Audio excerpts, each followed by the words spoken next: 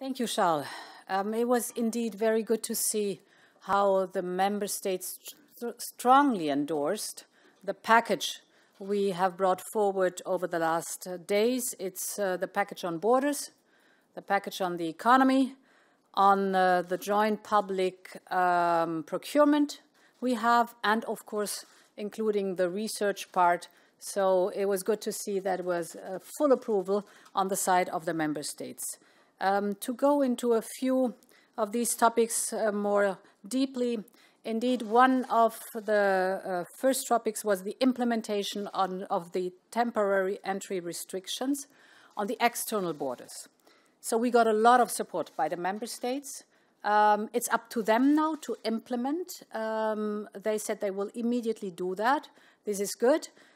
So that we have a unanimous and united approach what the external borders are concerned. There was a lot of approval what our proposal is concerned.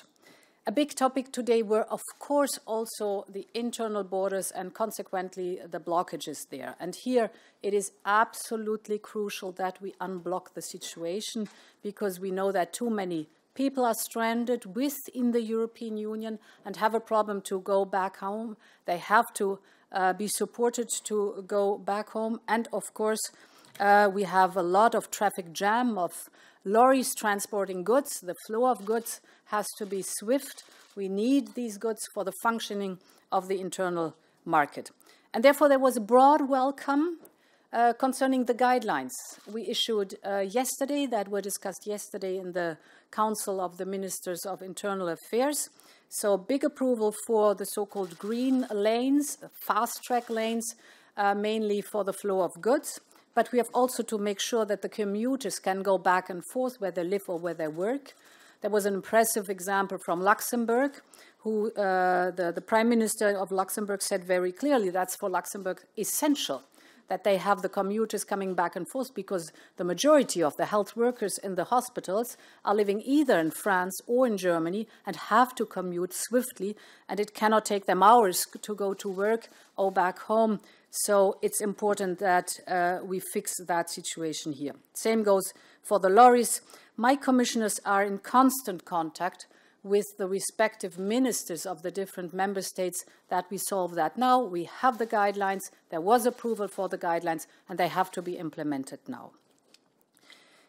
One point that was very positive, we had been asked to set up a group of experts, virologists or epidemiologists, to give us advice, and we had the first meetings, and it was good to see that they fully approve in their recommendation what the measures for the term is social distancing is concerned. So it's absolutely correct on this evidence-based and scientific-based approach to have these measures to slow down the spread of the virus, to make sure that we have no public gatherings, that universities and schools are closed, that entertainment places are closed, because we want people, in this case, not to have contact with each other so that we can reduce the speed of the spread of the virus and therefore reduce the pressure on the health sector and the patients that have to be treated. We launched today public procurement for gloves and masks, and yesterday for respiratory ventilators. 24 member states are participating. That is good. The companies have now 6 days to tender, and then the member state can immediately sign up the contract the day after the tender is closed within the next 6 days. We are working also with the industry throughout Europe to ramp up the production of these scarce goods, so concerning the personal protective equipment, but also the ventilators that are desperately needed.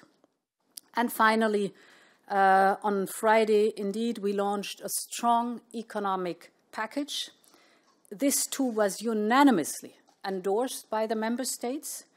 Friday feels already quite a while ago, because since Friday we see that things have gotten even more serious. The situation has worsened. The economic situation is extremely serious, and therefore all the measures that have been taken on the health side, which are correct to contain the virus, we see that they have a huge impact on our economy. This is an external shock, and it hits the whole world. We have never had that before.